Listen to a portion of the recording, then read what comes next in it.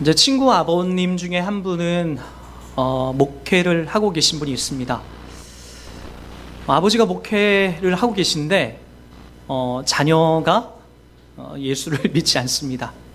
술도 좋아하고 담배도 좋아하고, 물론 술, 담배가 예수를 믿느냐 안 믿냐의 기본 척도는 아니지만, 어쨌든 나는 우리 아버지가 믿는 하나님을 안 믿겠다라고 얘기합니다.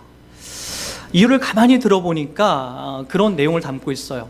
아버지가 성도님들을 모아놓고 하는 설교와 집에서 본인이 살아가는 삶이 너무나 상이하게 다르다라는 거예요. 마치 집에서는 하나님이 안 계신 것처럼 그렇게 생활한다라는 이야기를 담아냅니다. 때때로 폭력도 쓰고, 또 때때로 큰 소리로 상처를 주고, 그러한 모습으로 인하여서 자기는 아버지가 목회하시는 그 교회를 나갈 뿐만 아니라 앞으로도 교회를 나가지 않겠다라고 얘기했던 그런 친구가 있었습니다. 저와 여러분들이 오늘 가장 멋진 옷을 입고 이 자리에 와 있고, 또 가장 예쁜 모습으로 이 자리에 우리가 와 있지만, 여러분, 진짜 우리가 이곳에서 예배하는 모습이 우리의 진짜 하나님을 향한 신앙의 모습일까요? 아니면 우리의 집에서 우리의 자녀들을 만나고 우리 아내와 또 남편을 상대하는 우리의 모습이 진짜일까요? 이건 여러분 마음속에 지금도 주님이 계속해서 걸어가는 씨름일 겁니다. 저와 여러분들로 인하여서 때때로 내 아내나 남편, 그리고 내 자녀들 또는 내 부모님들이 큰 상처와 아픔을 받는다라고 한다면, 여러분, 내가 정말로 주님을 주인으로 모시고 사는 사람이 맞나? 거듭난 사람이요? 우리 가정 속에 주님이 함께 계시고 있는 분이 맞나? 라는 것을 진중하게 살펴보셔야 됩니다. 왜냐하면 예수 그리스도를 구세주로 믿고 사는 우리의 인생은 주님이 우리 내면을 먼저 바꾸시고, 그리고 내 안에서 나를 적극적으로 나를 조장하셔서, 적극적으로 나에게 힘을 주셔서 내 외부적인 영향으로 이 은혜가 흘러가기 때문입니다. 오늘 본문 말씀은 그러한 부분에 있어서 아주 중요한 이야기를 담아내고 있습니다.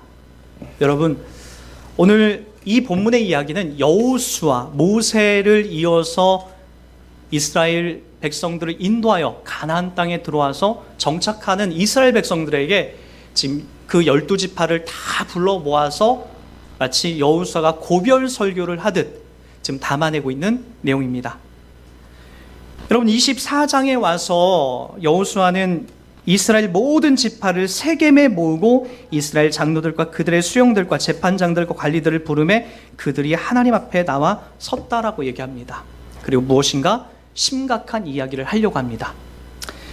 여호수아는 아브라함 이야기부터 끌어옵니다. 2절에 보니까, 24장 2절에 보니까 여호수아가 모든 백성에게 이르되 이스라엘의 하나님 여호와께서 이같이 말씀하시기를 옛적에 너희의 조상들 곧 아브라함의 아버지 나홀의 아버지 데라가 강 저쪽에서 거주하여 다른 신들을 섬겼으나 라고 얘기합니다. 저와 여러분들이 하나님으로부터 어떻게 부름받았는지 이 내용만 보더라도 알 수가 있습니다. 여기 보니까 강 저쪽에서 아브라함과 그의 아버지가 다른 신들을 섬기고 있었다는 거예요. 이건 너무나 우리 기독교 신앙 속에 중요합니다. 다른, 하나님이 아닌 다른 우상들, 풍요의 신을 섬기고 있었던 아브라함에게 하나님이 개입했다라고 얘기합니다. 그러니까 그를 그곳에서 불러낸 거예요. 억지로, 강제로 하나님께서 다른 우상을 섬기고 있는 아브라함을 불러낸 거죠. 그래서 기독교는 은혜의 종교입니다. 여러분, 이걸 우리가 먼저 강하게 고백하셔야 돼요. 여러분, 우리가 최근에 성경을 큐티해 오면서 역대상 17장을 여러분 중심으로 했던 지난 목요일, 금요일 큐티를 여러분 집중하셨다면 더더욱 은혜 받은 자의 삶이 어떤 것인지 얘기합니다. 그 본문에서도 우리가 다 알다시피 하나님께서 다윗에게 뭐라고 하죠? 너는 내 아들이 되고 나는 너의 아버지가 된다라고 얘기합니다. 다윗이 훌륭했기 때문에 그런 것이 아니라 다윗이 지지리도 못났고, 그리고 그의 형편과 삶이 존중받을 만한 삶이 아니었음에도 불구하고 하나님이 그에게 은혜를 베풀어 주십니다. 그리고 나서 그 은혜를 확인한 다윗이 17장 중후반부에 담아내는 것들은 다 뭐라고 하죠? 주께서 주님이 나를 주께로 말미암아 주께서 계속해서 이걸 반복합니다. 그 본문에만 15번을 바울이 계속해서 짧은 본문에 주께서라고 담아냅니다. 여러분, 우리가 받아 누린 복음도 마찬가지예요. 최근에 이 교회에 등록한 한 청년이 있죠. 여러분 다 알다시피 자기는 부모님이 절을 다니니까 나도 그냥 절을 다닌 거예요. 저도 마찬가지였어요. 부모님이 절을 다니니까 저도 절을 다녀서 기독교라고 하는 것을 저주했었고 혐오했었죠. 그리고 항상 학교에다 내는 종교란에는 불교라고 기록을 했었죠. 그리고 교회 다니는 아이들과는 상종을 안 하려고 했었죠. 최근에 온 우리 교회 등록한 청년도 마찬가지였어요. 본인 종교가 불교였다라고 그렇게 자신 있게 자기의 학창 시절과 청년 시절을 그렇게 보냅니다. 근데 어느 날 일을 하다가 어느 성경 구절 한 구절이 들어오는 거예요. 내가 너희를 사랑한 것 같이 너희도 서로 사랑하라. 이 말씀이 한 청년의 마음을 뚫고 들어오는 거예요. 그리고 신기하게도 우리가 야외 예배 드리던 그날 그 길을 올라오는데 그 옆에서 다른 교회가 예배를 드리는데 내가 너희를 사랑한 것 같이 너희도 서로 사랑하라라고 하는 그 찬송을 부르고 있다라는 거예요. 그게 자기 귀에 들리더라는 거예요. 그리고 그의 카카오톡 배경화면에도 내가 너희를 사랑한 것 같이 너희도 서로 사랑하라라고 하는 이 배경 말씀을 깔아놓고 그러고 있어요. 여러분, 우리가 잘났기 때문에, 우리가 괜찮기 때문에 하나님 불러주신 것이 아니라 우리의 형편과 상황은 다 다르지만 하나님이 어떤 자리인지는 모르지만 이렇게 불러내시는 거예요. 그래서 저와 여러분들이 하나님으로부터 이러한 은혜를 받아 누리고 있는 거죠. 그래서 이 주일날 다 잠자고 있고 다 놀러가는 이 주일날 내가 어디에 있든지 하나님 앞에 예배드리고 하나님 앞에 이 소중한 이 만남을 정말 귀하게 여겨서 하나님 앞에 우리가 나오는 이 모습으로 우리가 지금도 서고 있다는 거예요. 이거 우리 거부할 수 없죠. 저와 여러분이 거부할 수 없는 거예요. 아브라함도 그렇게 부름받습니다. 내가 무엇인가 잘나서 괜찮았기 때문에 그런 것이 아니라 아브라함은 우상 숭배를 열심히 하고 있는 그때에 하나님께서 그를 불러서 하나님을 믿고 하나님의 백성으로 그렇게 불러 세워나가더라는 거예요.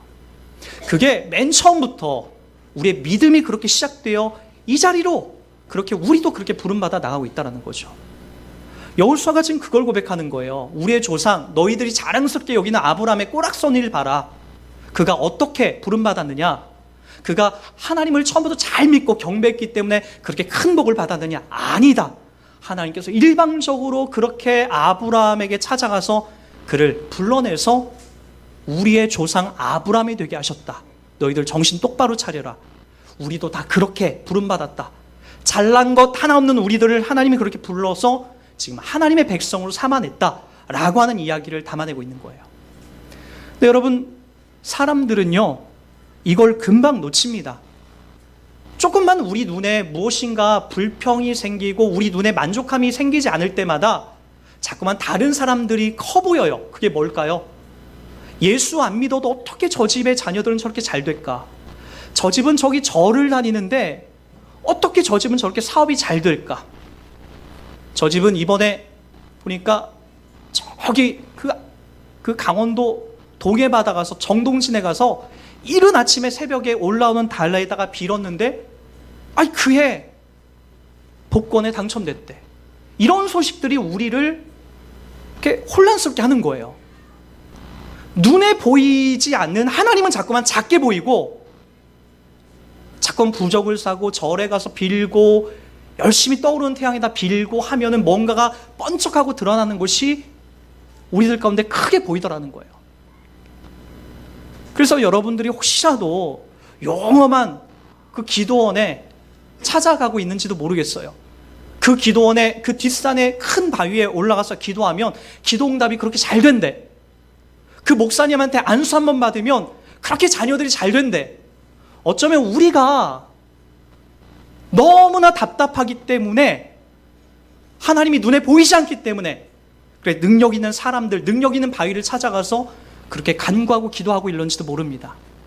나 성경은 구약에 있는 이 백성들이, 가나안 땅에 들어간 백성들이 지금 가장 많이 시험받았던 자리가 그 자리입니다. 눈에 보이지 않는 하나님이 내 눈에 당장 없게 되니까, 옛날 우리가 저기 애굽에서 믿었을 때에, 애굽에 있었을 때에 그 나라 사람들은 이 농사의 신을 숭배했는데, 태양신을 숭배했는데 잘 먹고 잘 살았다는 거예요. 그게 크게 들어오는 거예요. 당장 우리가 지금 갖고 와야 될 이 가나안 땅에는 너무나 척박하거든요. 해야 할 일들이 너무나 많거든요. 저 애굽에서 섬겼던 그 신을 우리가 섬겨야 우리도 잘 먹고 잘 사는 게 아닐까? 우리 조상 저 메소포타미아에서 섬겼던 저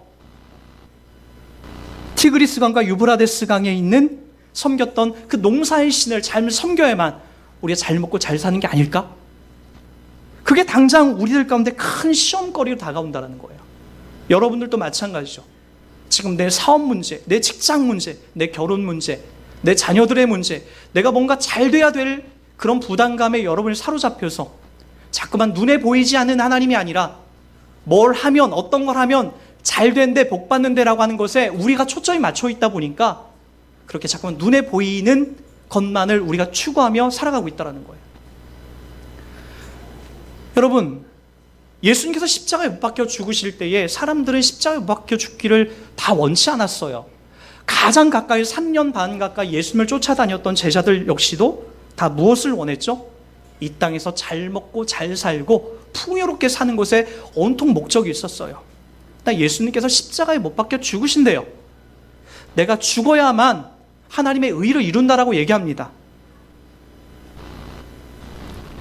그때 제자들이 그걸 이해를 못해요.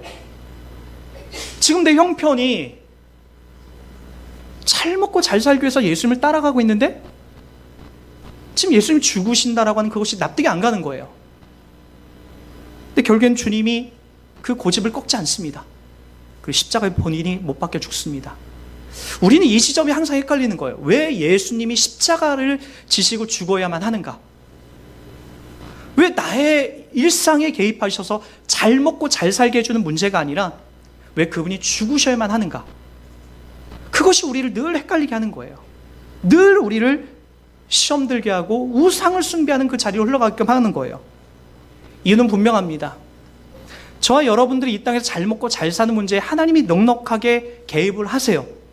그거보다도 하나님이 더 여러분들에게 원하시는 것은 잘 먹고 잘 사는 것에 목적이 있는 게 아니라 우리가 사람을 만들어낸다는 거죠. 하나님의 자녀를 만들어내는 거예요. 거기에 온통 하나님의 집중이 되어 있는 거죠. 하나님의 백성을 만들어내는 것, 하나님의 자녀를 만들어내는 것보다도 더 중요한 문제가 없는 거예요. 그래서 주님이 십자가에서 죽어주시는 거예요. 그래서 여러분, 저와 여러분들에게 더 시급한 문제는 뭐가 잘 되는 문제가 아니에요. 하나님의 자녀, 하나님 백성 만들어가는 거예요. 그래야 여러분과 여러분 자녀의 관계를 회복시키려 하는 것이고, 여러분과 여러분 남편, 아내와의 관계를 회복시키려고 하는 거예요. 여러분과 여러분 부모의 관계를 회복시키는 거예요. 여러분의 이웃과의 관계를 회복시키는 거예요. 여러분의 직장에 있는 동료와 상사들과의 관계를 회복시키는 거예요. 그것에 하나님의 더 큰 관심이 있는 것이지, 여러분 그 모든 걸 다 덮어두고 단순히 여러분 잘 먹고 잘 살기 위한 목적으로 하나님이 만들어가지 않으세요. 그것이 우리의 기독교 신앙의 너무나 중요한 베이스입니다. 그래서 오늘 또 여호수아가 이스라엘 백성들을 다 불러 모으고 이렇게 얘기합니다. 15절 다 같이 보세요. 만일 여호와를 섬기는 것이 너에게 좋지 않게 보이거든 너희 조상들이 강 저쪽에 섬기는 신들이든지 또는 너희가 거주한 땅에 있는 아모리 족속의 신들이든지 너희가 섬길 자를 오늘 택하라. 오직 나와 내 집은 여호와를 섬기겠노라 라고 그들에게 이야기하는 거예요. 너희들 눈에 보이는 대로 이방 민족이 섬기는 다른 신들, 우상을 섬기려면 그거 따라가라. 그러나 나는 우리의 지난날의 인생을 다 인도해 가셨던 그 하나님, 단 1.1에게 오차도 없이 이곳 가나안 땅까지 신실하게 우리를 인도해 가셨던 오직 난 여호와 하나님, 그분을 섬기겠다. 그리고 나와 내 집입니다. 내 집이 먼저가 아니라 내가 먼저예요. 내가 먼저 주님의 은혜로 신실하게 변해가야 내 집이 바뀔 수가 있는 거예요. 어쩌면 지금 여러분들의 집안 속에 숱한 문제와 어려움과 난관에 부딪혀 있다고 한다면 진짜 내가 먼저 주님 안에서 바뀌었는지 변했는지를 먼저 점검하셔야 됩니다. 우리 집은 왜 이 모양이야? 이 집구석이 왜 그래? 가 아니라 내가 먼저 바뀌고 변했는지를 확인하시는 순간 여러분 집도 화평하게 은혜롭게 변하게 될 거예요. 항상 복음은 다른 데에서 먼저 찾는 것이 아니라 나부터 변하는 겁니다. 내 안에서부터 주님이 작동하는 거예요. 그리고 나서 내 집이 변하게 되는 거죠. 여러분, 하나님께서 여러분 내면과 여러분 집에 함께하고 있다는 것 여러분 믿으십니까? 여러분, 하나님이 여러분과 여러분 집에 이렇게 함께하지 않고 있다는 것을 저는 언제 많이 느끼냐면은 이 앞에서 우리가 사람들이 모였을 때 기도하고 간구하고 막 하는 건 정말 멋있게 해요. 근데 정말 저도 부끄럽기 때문에 이런 얘기를 하는 거예요. 성도님과 함께 식사할 때는 정말 멋진 기도를 담아내요. 하나님 오늘 베풀어 주시는 우리 성도님의 마음을 은혜롭게 해주시고 오늘 또 이 맛있는 음식을 차려주신 거에 대해 너무나 감사합니다. 우리가 주님 안에 더 성숙하고 기쁜 마음으로 살아갈 수 있도록 하나님 붙잡아 달라고 막 그렇게 기도를 합니다. 그런데 정작 내가 식탁에서 음식이 차려져 있는 것을 기도할 때는 이 기도를 제대로 내가 하는 건지 안 하는 건지 늘 걱정이 돼요. 눈을 감고 잠깐 하나님 감사합니다 라고 잠깐 기도하고 이렇게 눈을 떠서 밥 먹는 데 집중합니다. 여러분, 이곳에서는 제가 정말 아름답게 예배를 드리고 멋진 설교도 잘 준비하지만 집에서 내 아이들과 예배할 때는 그냥 반바지 차림에 그냥 건성건성 이렇게 하는 경우가 때때로 저한테 있어요. 여러분, 또 집안에서도 마찬가지예요. 교회에서는 언성 높이려고 하지 않고 늘 참고 하나님이 나와 함께하고 있다는 마음으로 이 예배당에서 내가 보내지만 정작 집에서는 어떤 때 아이들에게 언성을 높이고 또 때때로 아내에게 서운한 마음을 여과 없이 담아낼 때도 있습니다. 가만히 보니까 이 교회에서는 하나님이 주인인 것 같아요. 근데 집에서는, 내가 있는 집에서는 하나님이 주인이 아니라 내가 주인공처럼 보여요. 하나님, 이 집은 내가 구매했고 내가 샀고 여기는 음식은 다 내가 준비한 거기 때문에 하나님은 저만 건 가 계셔요. 내가 이 지분을 다스리는 내가 가장입니다. 하나님이 아니에요. 내가 가장이에요. 그러니까 내 마음대로 할 거예요라가 더 많이 나오게 되더라고요. 하나님이 우리 가정의 주인으로 계시고 나와 함께 하신다는 약속은 성경에 너무나 많이 기록되어 있습니다. 마태복음 1장 23절에 이런 말씀이 있죠. 보라, 처녀가 잉타하여 아들을 낳을 것이요 그의 이름을 임마누엘이라 하라. 임마누엘은 히브리어죠. 구약에 약속되어 있는 임마누엘 약속이죠. 보라, 처녀가 잉타하여 아들 예수를 낳을 것인데 그의 이름 임마누엘이라. 이 예수를 우리 가운데 보내주신 목적이 뭐예요? 이를 번역한 즉 하나님이 우리와 함께 계시다 함이라. 뭐라고요? 이를 번역하면 하나님이 우리와 함께 하신다는 거예요. 그러니까 예수를 믿고 있다라고 자처하는 우리 모두에게는 다 하나님이 우리와 함께하고 있는 거예요. 여러분, 마태복음 28장 20절에도 이렇게 얘기하죠.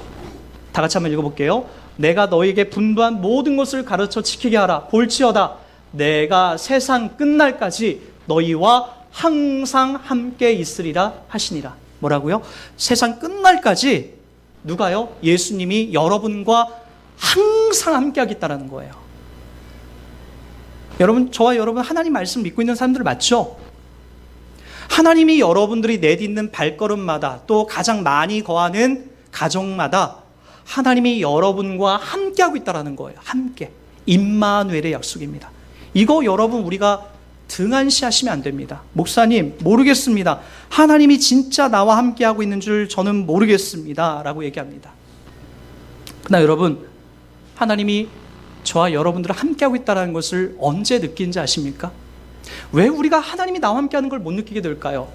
아마 여러분들이 집에서든 길을 갈 때든 어디서든지 하나님이 나와 함께하고 있다라고 하는 것들을 묵상하거나 기도하거나 간구하지 않아요. 최근에 저에게 고백했던 한 자매의 이야기도 마찬가지예요. 하나님 말씀을 함께 배우고 공부하고 나누고 기도하고 찬양할 때는 하나님이 나와 함께하고 있는 걸 느끼는데 집에만 가면 그게 까먹는데요. 친구를 만나면 그게 다 까먹는데요. 왜요? 내 집에서는 하나님을 묵상하고 예배하고 그분을 찬송하고 그분을 바라보는 그런 시간들이 없거든요.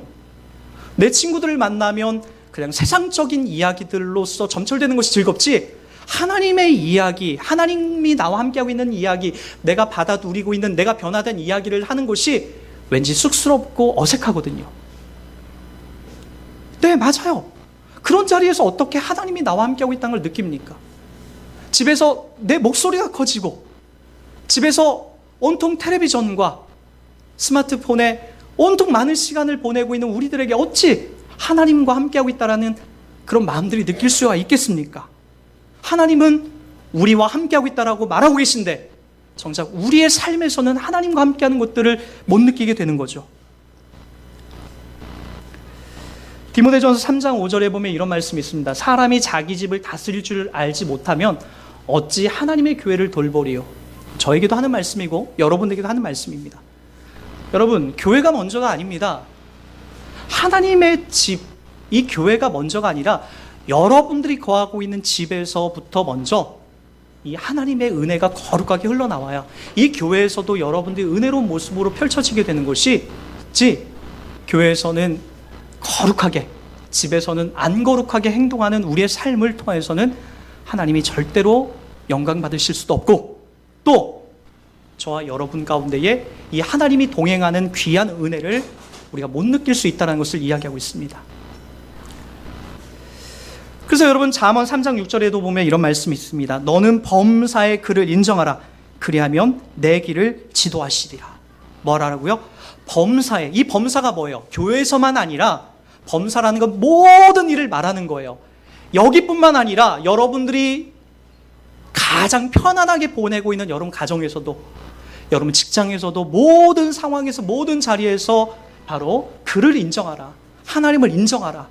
그분을 모시고 그분과 함께 행동하라. 그분의 삶에 내가 있다는 걸 기억하라.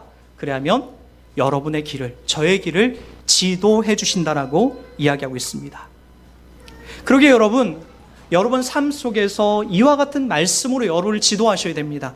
우리 디모데전서 4장 5절을 한번 다 같이 읽습니다. 시작. 하나님의 말씀과 기도로 거룩하여 지민이라.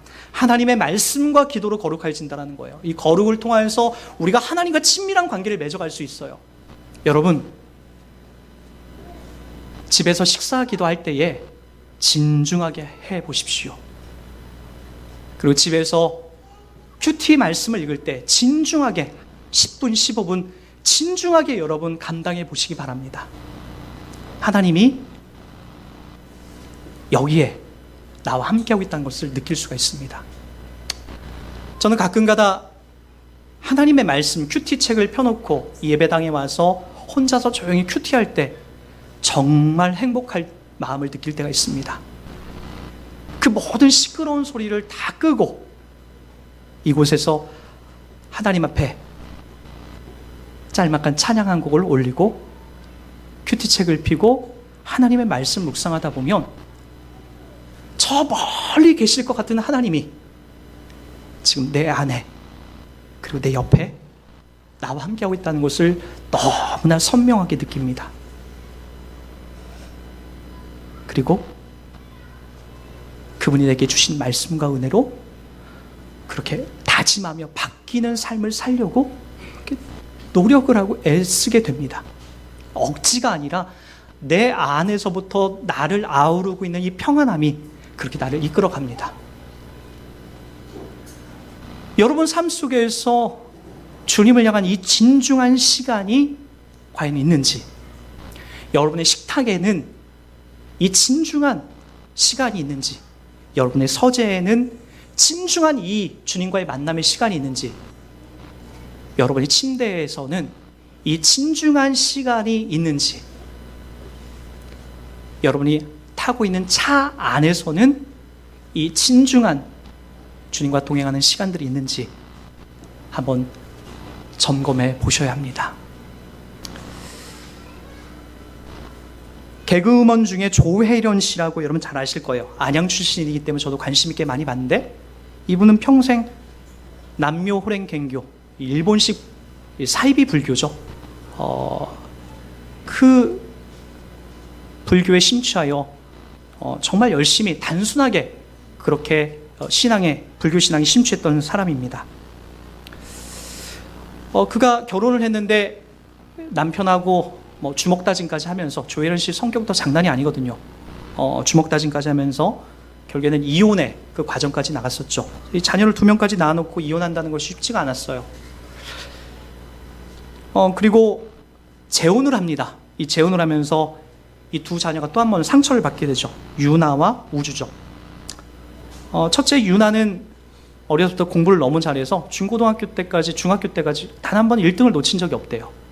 그리고 우주는 우리 텔레비전에 다 나왔듯이 성격이 조금 예민하기도 하고 노는 것 좋아하고 그런 남자아이였죠. 조혜련 씨가 예수님을 믿기 전에 이 두 아이들을 케어해 나가는 거 보니까 분노와 화가 가득 차 있습니다. 돈도 많고 유나 같은 경우는 공부도 1등 하는데 만족하지가 못하는 거예요. 매일같이 분노와 화를 아이들과 그 가정에 쏟아붓습니다. 돈이 많고 적음의 문제가 아니에요. 조혜련 씨가 얼마나 높은 인기와 명성을 얻었습니까? 한국에서 제일 가는 코미디언이었고 일본에서도 제일 가는 코미디언으로 양국의 모든 정상을 다 밟았습니다. 그리고 공부도 열심히 해서 외국어 또한 아주 모든 것들을 많이 습득하는, 일어와 영어를 습득하는데 아주 뛰어난 그런 재능 있는 개그우먼입니다. 그리고 딸까지 공부를 잘합니다. 이쯤 하면 되지 않았을까요? 다 가졌는데 만족하지 않아요. 매일같이 분노하고 화를 냅니다. 때마침 이 조혜련 씨와 재혼한 사람이 신실한 크리스찬이에요. 거기서 뭔가를 발견하게 된 거예요. 그리고 본인도 이 남편을 따라서 이 서촉교회를 가게 됩니다. 서촉교회를 가서 신앙생활을 하면서 자기가 알고 있었던 이 세상의 주인이 나라고 하는 그런 가치관들이 바뀌게 돼요. 그렇구나. 내가 그동안 참 착각했던 게 뭐냐면 이 세상의 주인, 내 가정의 주인은 나야 라고 하는 그 개념이 바뀌어요. 그리고 내 마음의 주인은, 내 인생의 주인은 예수 그리스도라는 이 완벽한 가치관으로 바뀌게 돼요. 그리고 우리 가정도 내가 아니라 우리 구주, 우리 하나님께서 우리 가정의 주인이라는 마음으로 신실하게 바뀌게 됩니다. 그랬더니 어떤 마음이 생기냐면요, 이 우주를 불러다가 매일 윽박지르고 매일 화내던 이 유나 우주를 데려다가 그 아이 앞에서 사과를 하는 거예요. 유나야, 내가 너로 인해서 너가 공부도 잘하고 참 훌륭하게 잘 커졌는데 내가 너에게 큰 소리치고 너에게 큰 아픔을 많이 줬구나. 엄마를 용서해다오, 용서해줘 라고 진실하게 그 용서를 구해요. 우주에게도 마찬가지죠. 너 공부 못한다고, 왜 누나처럼 넌 공부 못하냐고 매일같이 윽박지르던 자기 자신을 점검하고, 둘째, 이 우주에게도 용서를 구하게 됩니다. 왜요? 가치관이 바뀌었기 때문에 그런 거예요. 우리 집의 주인이 나이고 내 인생의 주인이 난 줄 알았는데 그게 아닌 걸 알고 나서 이제는 그들에게 넉넉하게 주님의 마음으로 용서를 구하고 사랑을 구하는 마음으로 가게 되는 거죠. 남묘 호랭갱교라는 그 신앙 안에 있었던 조혜련 씨가 결국에는 자녀들과의 관계가 회복이 되고, 그리고 그 두 자녀도 결국엔 예수를 믿고 지금도 행복하게 이 복음을 전하면서 살아가고 있는 삶을 볼 수가 있습니다. 여러분, 이 문구를 같이 읽어볼까요? 다 같이 시작. 그리스도는 이 집의 주인이시오, 식사 때마다 보이지 않는 손님이시오, 모든 대화에 말없이 듣는 이시라. 여러분 가정에 예수 그리스도가 주인이시랍니다. 그리고 식사 때마다 보이지 않는 여러분과 함께 앉아있는 손님이시라고 얘기합니다. 그리고 모든 대화, 여러분과 자녀, 남편, 아내와의 모든 대화에 말 없이 듣는 이시라는 분입니다. 그가 바로 우리가 믿는 예수 그리스도입니다. 여러분 가정에 바로 이분이 주인으로 계셔야 합니다. 그래야 저와 여러분들이 진짜 행복한 가정, 진짜 아름다운 가정을 만들어낼 수 있습니다.